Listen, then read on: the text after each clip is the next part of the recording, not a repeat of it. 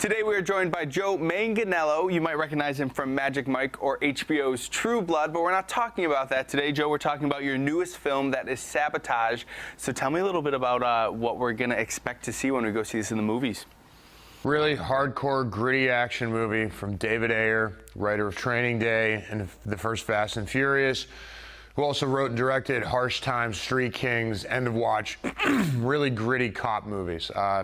I think he probably does it better in the film world than anybody else right now. So he put together this script, this great story about a team of federal drug enforcement agents who stick their hand in the cookie jar and wind up stealing $10 million out of a Mexican cartel safe house.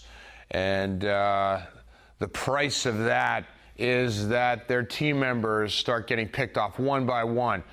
And at first, it looks like the cartel has come back for revenge, but if you look a little closer, it looks like it might be the killing might be going on by some, maybe being caused by someone on the inside. So it's a real thrill ride, real gritty, hardcore action movie. So, but it's with a great ensemble cast of actors who are, really phenomenal, and everybody gets their turn to shine, and so there's some great acting and great storytelling going on as well. One of the things that I have to ask is, I can imagine with a gritty action film like that, there's a lot that goes into training your body for this. Do you have to put a lot of hours in just making sure that you're physically able to do what this film expects you to do? Yeah, there's the physical side, but there's also training your mind.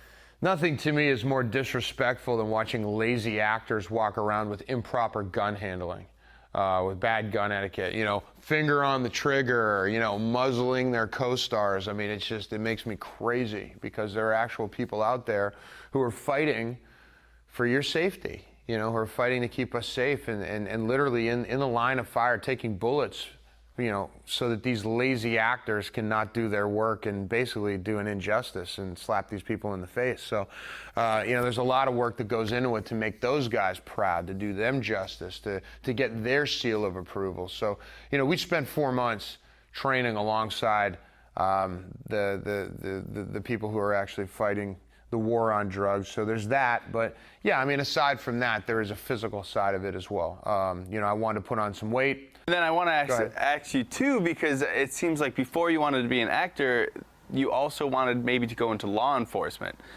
Yeah, I had a cousin in the FBI, and I thought that I was going to wind up going to play college basketball, and then I would go into study to go into federal law enforcement. So, but obviously, I wound up going to drama school for college and studied classical theater instead. So to me, this is a bit of a full circle to come back to that thing that I really thought that I was going to wind up doing.